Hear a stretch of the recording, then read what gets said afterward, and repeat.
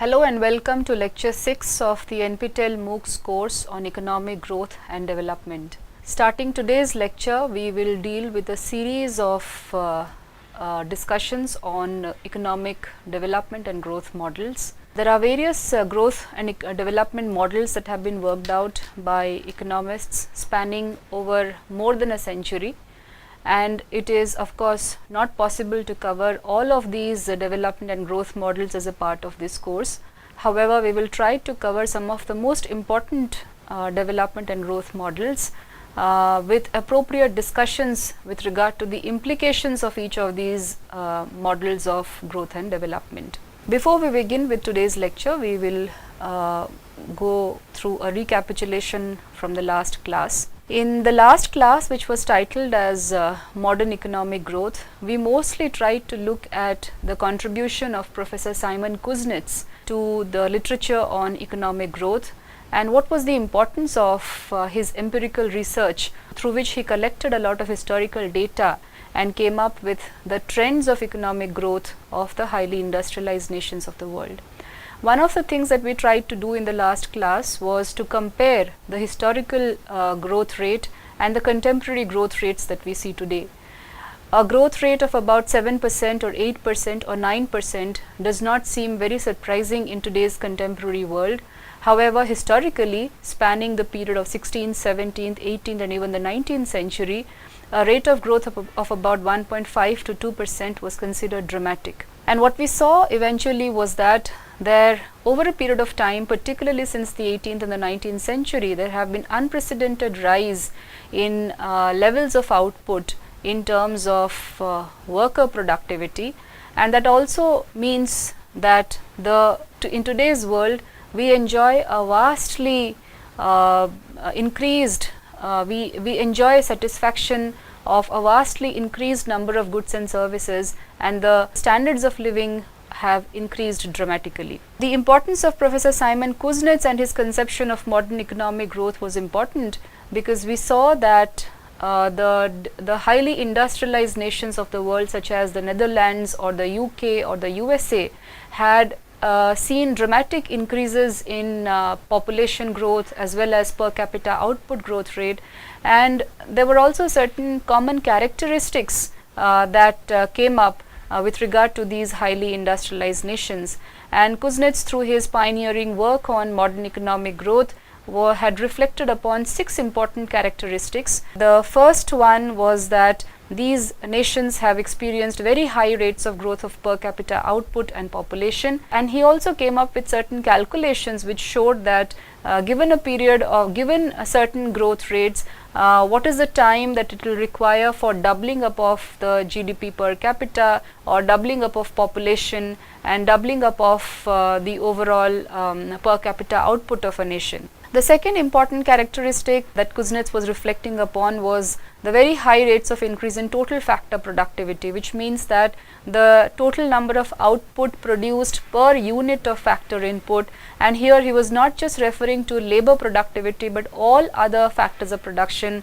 For example, capital showed very high levels of productivity, and one of the major reasons identified by Professor Kuznets was that of technology use and what influence or what effect technology has had on increasing the total factor productivity. He was also referring to the very high rates of structural transformation observed in the highly industrialized nations of the world, and here he was referring to the change in the labor force participation in various sectors of the economy. For example, there has been a large section of population that had moved away from agriculture to industry. Urbanization had taken place in all of these countries. There was production of manufactured goods, and which is why these countries are also referred to as the highly industrialized nations of the world. And in the recent decades, with respect to structural transformation, we also see that there is a lot of structural transformation that has taken place with regard to the moving away of labor from the industrial sector to the services sector. He was also referring to the very high rates of social and ideological transformation of the highly industrialized nations, and how the changes in attitudes or changes in institutions, the changes in ideologies had affected the rate of growth of these countries. The fifth characteristic that he was referring to was the international economic economic outreach of the highly industrialized nations.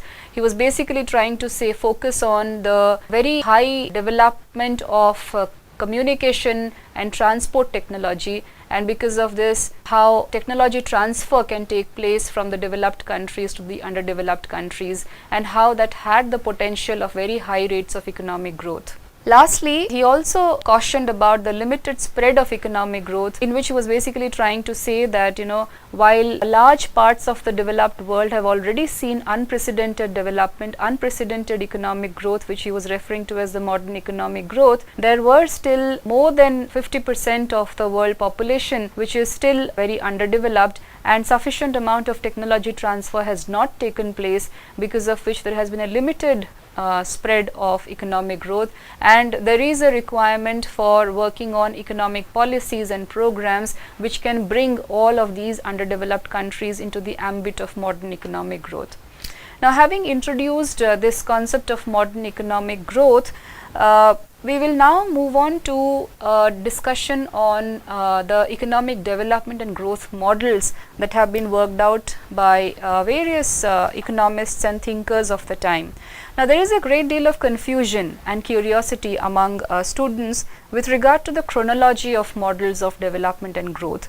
And often questions that I face in a classroom environment is, when do what is the chronology of these models? When does one growth model or when does one development model end and another begin? Now, obviously there are no easy answers to these questions, which stand in the fact that there is reason enough to be confused about the chronology of these models that we are talking about. However, to begin with, one must understand that most of these development thinkers, whether they are economists or sociologists or political scientists, anthropologists, economic historians and so on and so forth, were not writing at only a point of time. They were writing over a period of time, and therefore their development thought spanned over a period of time, and most of them were writing their ideas held sway at such times where there were ideas that were running, that were contending with each other, and that were often contradictory to each other. Therefore, it is difficult to come up with an exact timeline of these development and growth models. However, it is not difficult to highlight some of the most important development thoughts that had a lot of influence over the way we started thinking about development and growth, particularly from the 1900s onwards. So, what I have done as a part of today's introductory lecture on economic growth models is to first give you a chronology of the economic development and growth models that we have come to understand today. I have tried to flag off some of the most important development thought that have come to exist over a period of the last 1 century and a little more, following which I will flag off some of the important models that we need to at least hear about in the context of the course of economic growth and development, and I will end the lecture with a brief discussion on what we know is the doctrine of balanced growth in economic growth and development. Now, in the last class, I also flagged off certain models of economic development and growth, such as the classical theory of economic development, Marxian theory, Schumpeterian theory, the Lewis theory of unlimited supplies of labor, Fay-Rani theory of development, Harrod-Domar model, Solow model, Calder's model of growth, and there are many more models of growth and development. However, to do justice to the multidisciplinary background of the student audience that is listening to this course, I will run you through some of the important streams or strains of development thinking that we can put in some order. Now, to begin with, one of the first trends in development thinking can be categorized as what is referred to as development as universal history, and that can be traced back to the writings of Karl Marx, who was writing in the 19th century, and it can be described as a progression through a series of socio-economic stages culminating in socialism, through which a society must inevitably pass during the course of its history. And each stage represents a different mode of production, which is nothing but a different type of relationship between people and resources in the production process. And in this kind of development, which is shown as universal history, the agent of change is basically the class conflict, which eventually leads to the end of one stage and the start of another. It is such as a shift from the capitalist to socialist modes of production, and this model of change is often called historical or evolutionary. And there is a significant body of modern development theory and practice that has been influenced by Marxist and neo-Marxist analysis, especially before the global demise of centrally planned economies at the end of the 1980s. A second strain of development thinking, and with which we are primarily concerned with when we are talking about development and growth models, is what is referred to as development as economic growth, and it mostly started in the 1950s, or its popularity started in the 1950s when nation states were reorganizing themselves after the Second World War. It was developing in a climate of Cold War with the communist East. It came as a response to the practical concerns to promote growth in post-war Europe and the colonies and ex-colonies. They led to the emergence of an entirely different model of development, and it was based on the definition of development as economic growth. And as we have discussed Simon Kuznets in the last class, we know that growth here was being measured because the national income accounts had come into major attention through the National Bureau of Economic Research of the United States. So growth here had started being measured in terms of growth in national output, consumption and material living standards. So such growth would lead developing countries out of poverty, it was thought, and allow them to catch up with the developed world. And progress in this model was, and to a large extent, it continues to be measured in terms of growth in per capita income or GDP, which, although not a perfect indicator, was and continues to be the most widely available one. Development as economic growth was actually the earliest model in development theory, which in the 1950s was becoming a distinct body of academic research that was largely dominated by the works of economists and economic historians such as William Arthur Lewis and Walt W. Rostow. So the early development models largely reflected on the belief that capital accumulation was the key to economic growth, and although the models of early 50s and early 60s varied in their analysis of precisely how growth in underdeveloped economies take place, they were generally united in emphasizing the need for large-scale investment in the modern sector, and by the modern sector here we basically mean the industrial sector.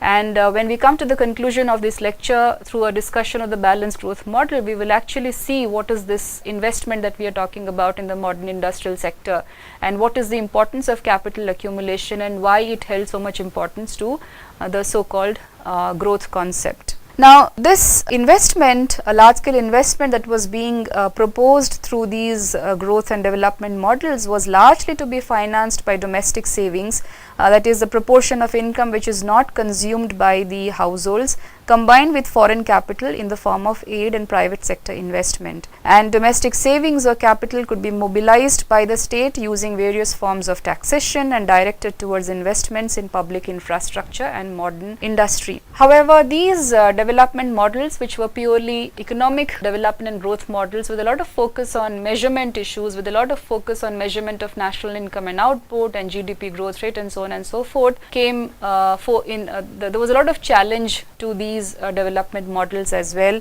and these challenges were mostly coming from sociologists and political scientists from the US in the 1960s, and they were the ones who started talking about development as modernization. And development as modernization came as a response to the challenges of development as economic growth, and they highlighted some of the major weaknesses of these early development models.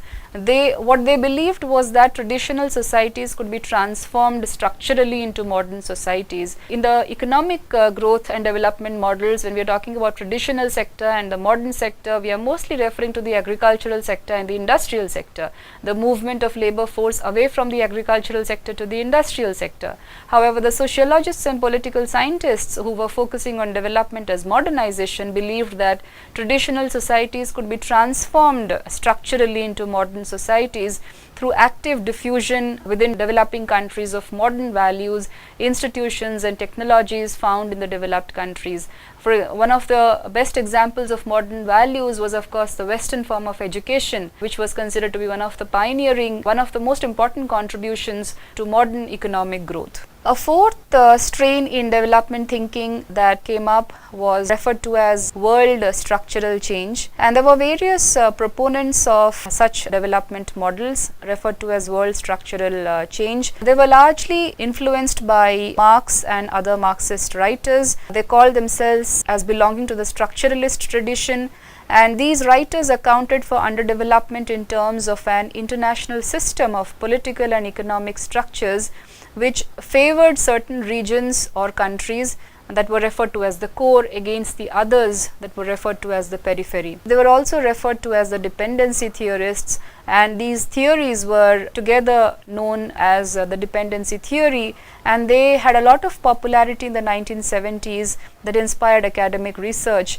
and there was a lot of concern for equitable development of the core countries, of the countries belonging to the periphery with respect to the core. And this dependency theory, it could be seen broadly as a left-wing challenge to a more right-wing modernization theory, and it was also an alternative theory of development in which the key to development involved altering international political and economic structures. So unlike modernization theory of the 1960s, which was brought about by the sociologists and political scientists in the US, the dependency theory never fully translated into practical policy recommendations that could be followed by governments and international agencies. And even within the academic circles where it had seen a lot of deliberation, interest in dependency theory declined during the 1980s and the 1990s. However, many of the assertions and prescriptions of dependency theory resonate strongly with today's anti-globalization movement, and at the start of the 21st century, it still rekindled some interest in some of its ideas. At the end of the 1970s, another school of thought that rose to prominence was again led by the economists, and they called themselves the neoliberals, where development was considered as growth but led by free market mechanisms. And these set of economists, the neoliberals, they promoted free market and the role of and called for reduced government interference, and they considered the role of free market and reduced government intervention as one of the most important agents of development. And this strain of development thought marked a radical shift in thinking away from the notion of state-led intervention, and it proved massively influential in policy making during the 1980s and the 1990s. In fact, the International Monetary Fund, the IMF and the World Bank, the Bretton Woods institutions which I was referring to in some of the earlier classes, played central role in promoting neoliberal policies in developing countries, and this was largely due to the 1980s debt crisis in which many developing countries found themselves unable to meet their international debt obligations and were struggling to finance essential imports. And the IMF and World Bank stepped in to provide the necessary finance, which was conditional upon the implementation of widespread economic reforms known as the structural adjustment programs.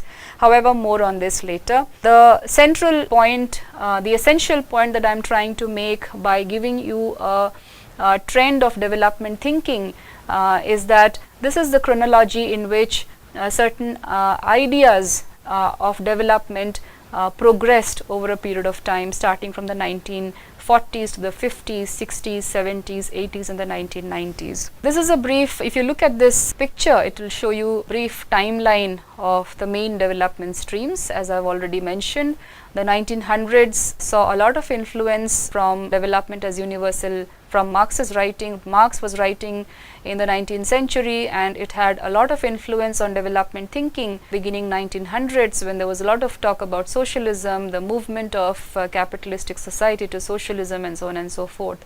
The post-war period, the 1950s, and it was also the post-Great Depression period, saw development as economic growth led by the state. Keynesian economics had a lot of sway, had a lot of influence on economic thinking at this time, where government intervention or state intervention in economic activities was seen as one of the important driving factors of economic growth.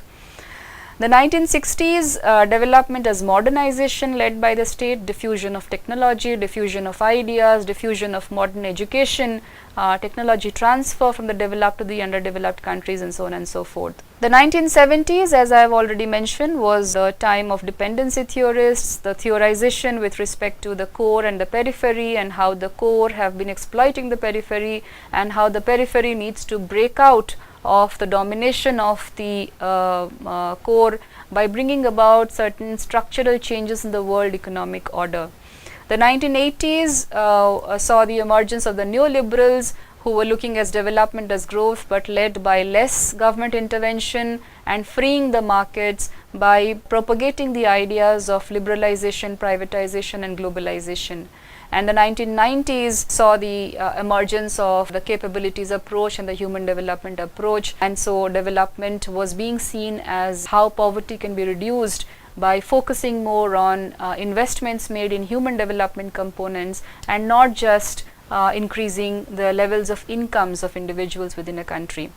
The 2000s saw a radical shift in ideas of development, because here we were no longer thinking in terms of improving only certain components of development, but bringing about, this was a period of Millennium Development Goals, Sustainable Development Goals, climate change concerns, financial crisis and so forth, and therefore multi-pronged strategies have to be worked out to deal with the issue of the core issue of poverty reduction and underdevelopment. While economic development models had a lot of influence in development thinking, growth models also followed a certain chronology, and broadly the growth models can be categorized under two heads. One is the classical theories of economic development or classical theories of economic growth, and second is the contemporary theories of economic growth.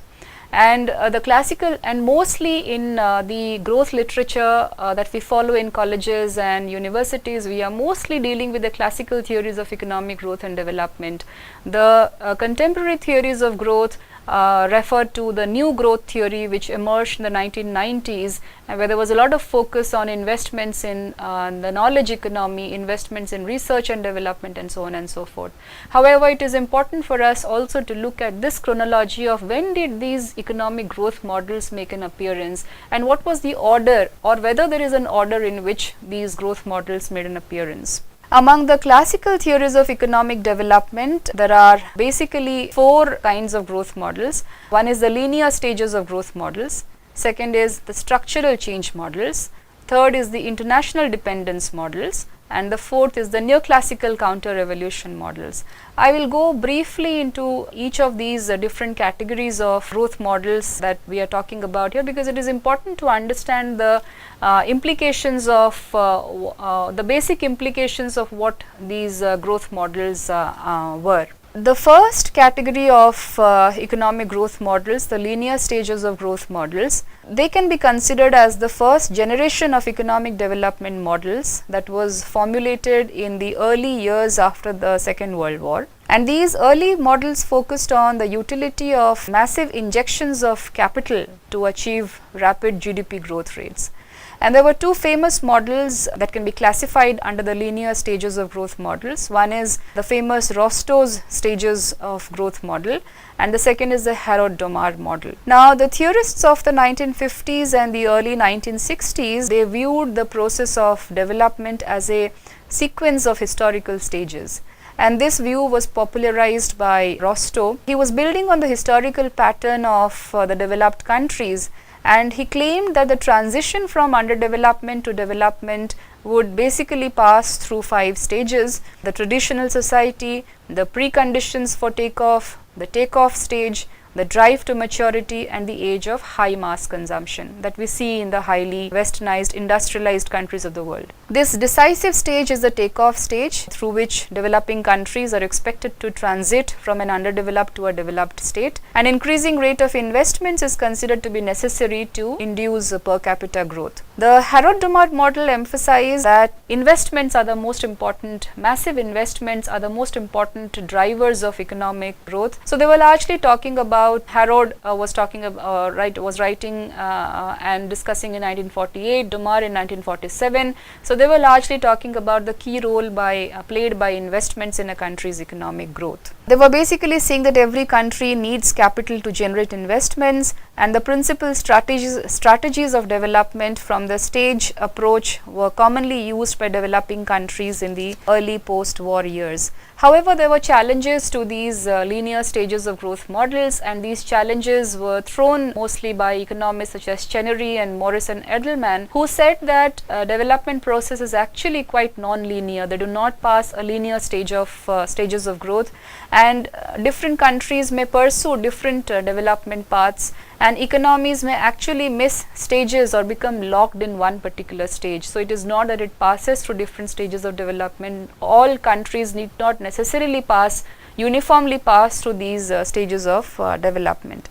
So as a challenge thrown to the linear stages of growth models, economists such as Chenery and Morris and Edelman, including economists such as Arthur Lewis, they came up with structural change models that we commonly know as the dual sector models, or industry, the movement from agriculture to industry, migration of labor from agriculture to industry that takes place through the Lewis model.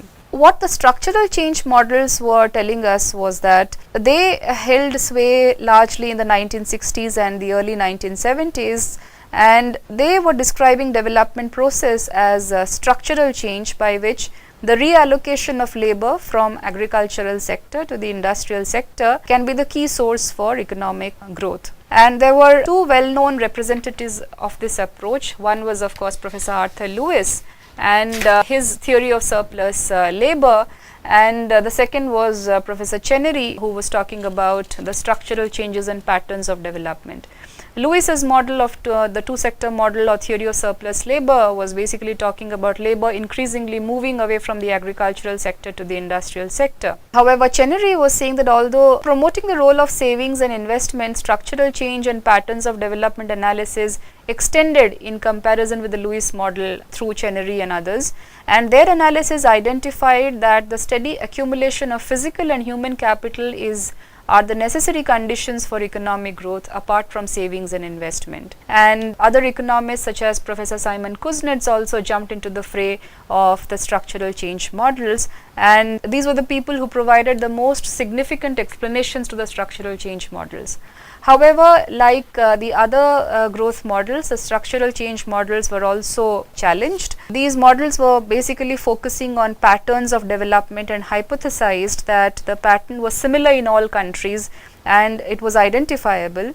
However, the challenge thrown to them was that by focusing on pattern of development rather than theory, these models were misleading policymakers. Therefore, in response to these structural change models, there was the emergence of the international dependence models. I have already talked about the dependency theory or the dependency theorists of the 1970s, and this had a lot of correspondence to the international dependence models, also had a lot of correspondence to their dependency theorists.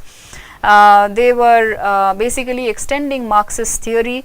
And this international dependency theory, as I have already mentioned, was very popular in the 70s and 80s, and they argued that underdevelopment exists because of the dominance of developed countries and multinational corporations over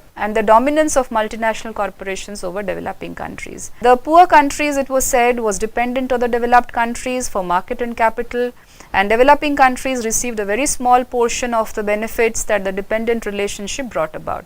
So there was an unequal exchange in terms of trade against poor countries, and this made free trade a convenient vehicle of exploitation for the developed countries.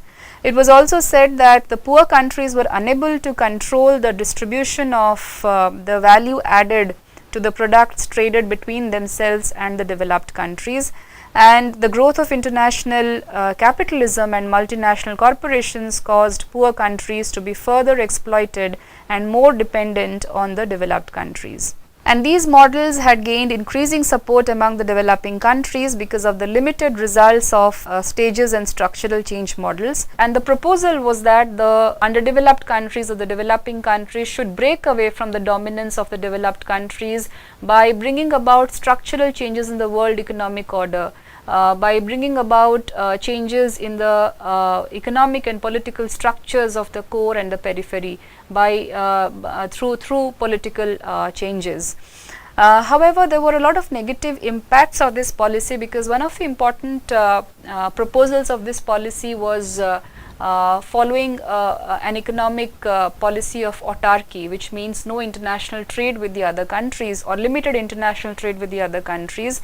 And there were a lot of negative impacts of the policy of autarky, and because of which the international dependence models went out of favor in the 1980s, because by the 1980s the international order was becoming highly globalized in nature, and the nature of international finance had started changing, and it was becoming increasingly difficult for countries to exist in isolation, and international trade had become inevitable to be able to survive the global market. The 1980s and the 1990s, like the neoliberals, saw appearance of the neoclassical counter-revolution models, and this was largely a 1980s phenomenon, and they were focusing on three approaches: the free market approach, the new political economy approach, and the market-friendly approach. And these models were introduced largely to counter the international dependence model, and the major proponents of these models were Mayer, Bauer, Lal, Johnson, and I.M.D. Little.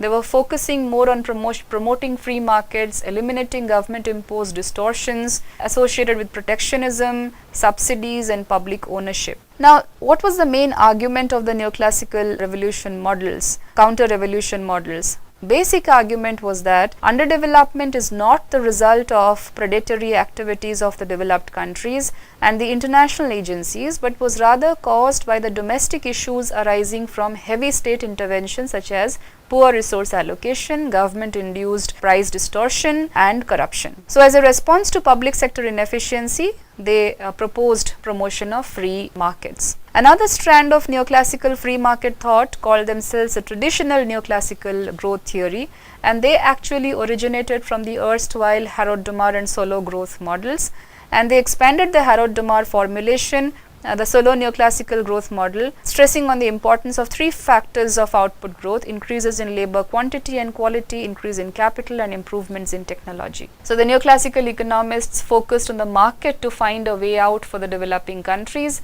Policies of liberalization, stabilization, and privatization therefore became the central elements of the national development agenda. The new growth theory cut itself away completely from the classical development models or the growth models, such as that of Rostow and Arthur Lewis and others, Solow and the Harrod-Domar model, Solow-Swan model, and so on and so forth. And they started talking about, and this saw an emergence in the 1990s, and they started being categorized as endogenous growth theories. And endogenous growth theories were put forth as an explanation for the poor performance of the less developed countries. So, unlike the Solow model that considers technological change as an exogenous factor, the new growth model noted that technological change has not been equal, nor has it been exogenously transmitted in most of the developing countries, and therefore the new growth theories such as Romer, Lucas, and so on, they linked technological change to production of knowledge. The new growth theory emphasized that economic growth results from increasing returns to the use of knowledge rather than just labor and capital use. They argued that the high rate of returns as expected in the Solow model is greatly eroded by lower levels of complementary investments in human capital, such as education or infrastructure, research and development. So, knowledge is different from other economic goods because of its possibility to grow boundlessly, and knowledge or innovation can be reused at zero additional cost. So, there was a lot of focus on the knowledge economy and the growth of the knowledge economy and its contribution to modern economic growth. So, what we saw in the last few minutes of this lecture was a chronology of the development and the growth models. So, what you can really see is that right from if we begin our story from the 1900s, there has been a gradual shift in development thinking from Marxian thought of universal history to that of economic growth models, to dependency growth models, and then to the free market mechanisms or the neoliberals as we have come to know them. While there are various growth models of development and growth that we see in the context of courses on growth and development, there are, because of constraints of time and space, we will concern ourselves with only the following: the doctrine of balanced growth, the concept of unbalanced growth, Schumpeter's analysis, Rostow's stages of growth, which I have briefly touched upon, but we will look in detail into the Rostow's stages of growth, the big push theory, critical minimum efforts thesis, and the classical development models of Harold Domar and Solow. Let me give you a brief idea about what is it that we are talking about in the context of balanced growth models. To remind you, in the 1950s, we were the development thinking or the development strain concerning economic growth or valuation of economic growth in terms of national output, or the growth in national output is also at the heart of what we understand is balanced growth. And there were a number of economists who were talking about ensuring that the economy takes the path of balanced growth and not unbalanced growth. What was the doctrine of balanced growth is what we will try to understand in the next few minutes. There were a number of proponents of the doctrine of balanced growth. For example, Professor Paul Rosenstein-Rodin, he was writing in the 1940s. He wrote a paper in 1945 about the theory of balanced growth, although he did not particularly use the term balanced growth, but he was referring to how investment should be carried out in different sectors of the economy so that there will be an overall increase in capital formation in the economy. And remind yourselves that I was also referring to the period of the 1950s as the period of economists stressing a lot on capital accumulation. So growth models or economic development models of the 1950s were obsessing themselves with more capital formation within the economy that would lead to more and more of economic growth. The second proponent and one of the most influential in propagating the idea of balanced growth was Ragnar Nerks. He was an Estonian international economist. He was largely writing in the 1930s and the 40s and the 50s until his untimely death in 1959. He was a major policymaker in the fields of international finance and economic development, and he had a lot of sway in thinking about the doctrine of balanced growth, and he had well-founded justifications to say why he was proposing the doctrine of balanced growth. Then we have Professor Arthur Lewis. He was an English economist, and he has contributed largely to the fields of development economics and as I've already mentioned, the dual sector models, history of world economy, and was awarded the Nobel Prize in 1979. Now let us try to understand what does this doctrine of balanced growth say through the views of Ragnar Nerks. I have picked up the views of Ragnar Nerks here because that was one of the most influential views on balanced growth doctrine, although there are many more. For example, Professor Hirschman has made a lot of contribution to the balanced growth doctrine. However, let us begin with Ragnar Nerks's views on balanced growth doctrine. Now, Nerks introduces this doctrine of balanced growth by saying that there is one major obstacle to development of the underdeveloped countries, and that is the vicious circle of poverty. That most of these underdeveloped countries are caught in a vicious circle of poverty, and this vicious circle of poverty operates at the demand side as well as the supply side. On the demand side, we know that the underdeveloped countries or the less developed countries have very low per capita incomes. So when they have low per capita incomes and consumption expenditures have to occur at a certain level, that means that they are left with very less savings at the household level. So low incomes lead to low savings, which means that they are left with very less incomes after making their expenditures on consumption. And in one of the stylized facts in economics is that if you recall the circular flow of income and national output that I was referring to in the first class, I was talking about the households and the firms and how the households save, and whatever the households save go as investments to the firms, and whatever is invested by the firms come out as output, which is then again bought by the households as a part of consumption expenditure. So when the households have very less incomes, they are saving less. When there are low savings, there is very few money left for the firms based on which they can make investment decisions. So low savings will lead to low investments by the firms. Low investments will then lead to less production, and less production will mean that there will be low demand for goods and services. If the firms are producing less, then there is less demand for goods and services. And if the households are demanding less, then the size of the market is limited. So this is a vicious circle which is operating on the demand side and on the supply side.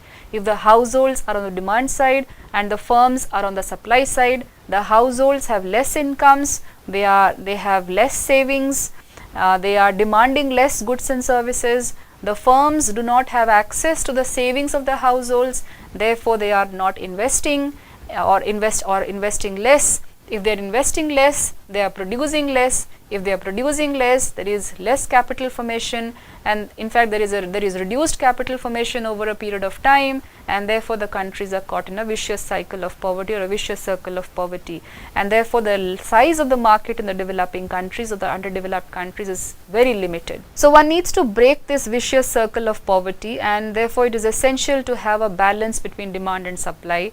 And to be able to break this vicious circle of poverty, Ragnar Nurks was proposing a balanced growth model of development, or a balanced growth strategy or doctrine, whatever you call it. How does one break this vicious circle? One of the first propositions that Ragnar Nurks was making was with respect to creating complementarities in demand and supply. So what he was saying was that instead of making investments in one industry or the other, there should be an overall investment in all the sectors of the economy. So when investment will be made in several industries simultaneously, it will increase the income of many people who are employed in various industries. And then they will purchase foods made by each other for consumption. And so with increase in supply, demand will also go up and extent of market will increase. This will lead to capital formation and vicious circle of poverty will get broken.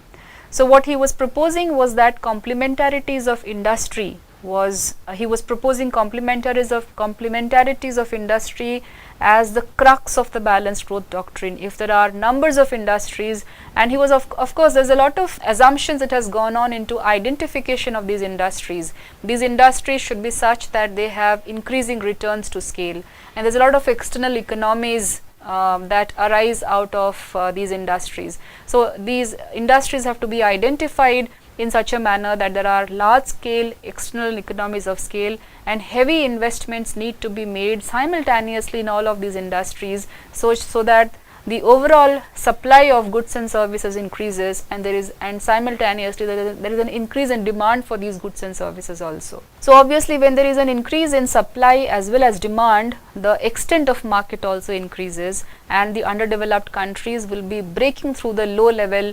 the low equilibrium traps that these countries have fallen into. Now obviously when one is talking about complementarities of demand and complementarities of supply or complementarities of industry, it cannot be carried out by individual entrepreneurs, particularly in the context of underdeveloped countries.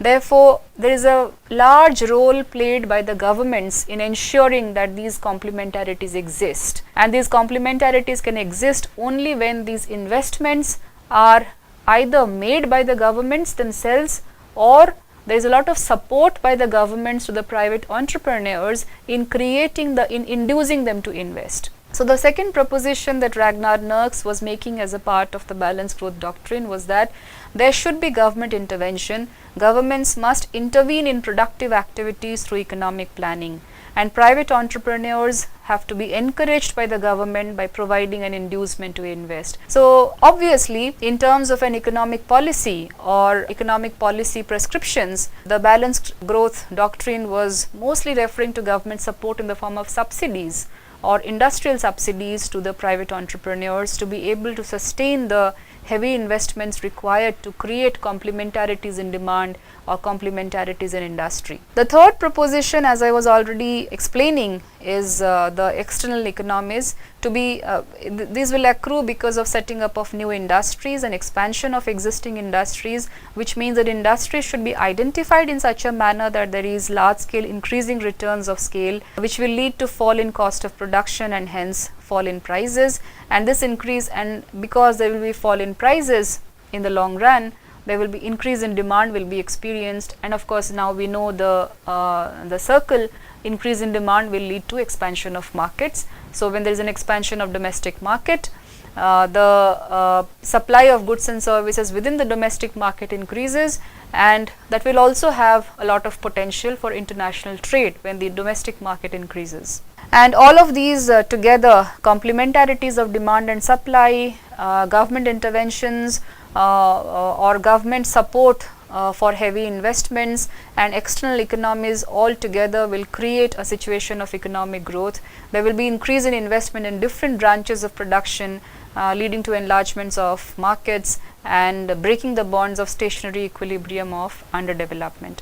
So this in a nutshell was Ragnar Nurks's doctrine of balanced growth model.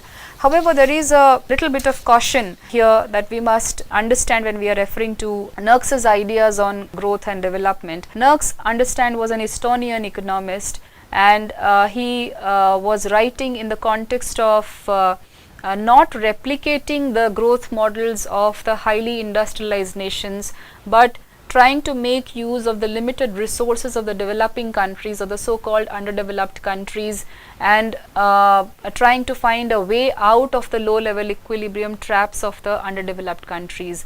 Unlike various other growth models such as Harold Domar or even Simon Kuznets, who was trying to dig up empirical data in trying to provide a model of development that can be followed by the underdeveloped countries. Ragnar Nurks was not talking about replicating the models of the highly industrialized nations, because there was historically the structural characteristics of the developed countries and the underdeveloped countries was such that the developing countries could never have replicated the models of the developed countries.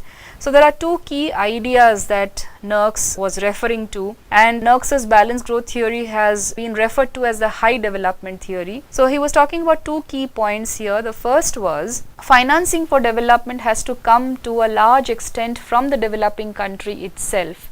Capital is made at home is what Nurks had said in 1961. So financing for development has to come to a large extent from the developing country, because of which balanced growth or heavy investments in different sectors of the economy, different industries of the economy has to take place simultaneously was the proposition that he was making, because there were certain dangers to depending upon foreign aid or foreign capital for development. The second key point that he was trying to make was that the key areas to be financed need to exhibit increasing returns in order to trigger dynamics of development, or as Gunnar Myrdal was arguing about virtuous circles of growth. And Ragnar Nurks considered balanced growth approach to be financially more stable. What makes Nurks's contribution so important is the fact that he is the only thinker from this group to first incorporate both key ideas into a coherent theory of development, and second to draw relationships between these notions.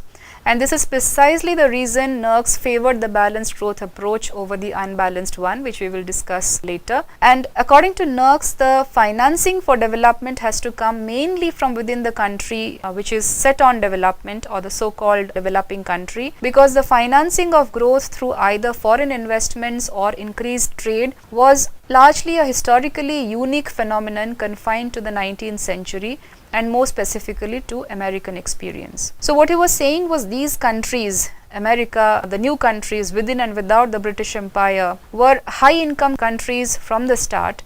They had effective markets, they had efficient producers, and Ragnar Nurks thought that it would be nearly impossible for any developing country to repeat such a successful trade and foreign financing based growth strategy, because America was highly rich in resources, but at the same time populated by a workforce essentially on the same skill level as Britain. So this unique combination made American experience non-replicable, because in any other circumstance, trade and foreign investment would engender a number of obstacles to development. So, large parts of such financing would seek to utilize poor countries' resources and eventually lock these countries into undiversified economies with a skewed social structure, and there was a danger that significant amounts of foreign financing would actually end up funding private consumption patterns emulating Western living standards and creating balance of payments problems, which we actually saw in the post Washington Consensus era. Particularly the 1990s conditional loans taken by the developing countries as a part of the structural adjustment program, what foreign aid the dangers of foreign aid and foreign trade with respect to the development of the underdeveloping countries. So, to sum up, Ragnar Nurks's, I introduced you to the balanced growth doctrine through Ragnar Nurks's ideas because it had a lot of influence in development thinking, particularly in the context of the underdeveloped countries, and it had a lot of implications to what happened with respect to growth and development in the post structural adjustment program period. This is a discussion in progress. This will be a lecture in progress. In the next lecture, I will discuss the ideas of Professor Rosenstein Rodin and William Arthur Lewis on balanced growth, followed by unbalanced growth. What are the basic differences between balanced growth doctrine and the unbalanced growth theory, and then we will move on slowly to the other models of economic development and growth that I have highlighted. Thank you.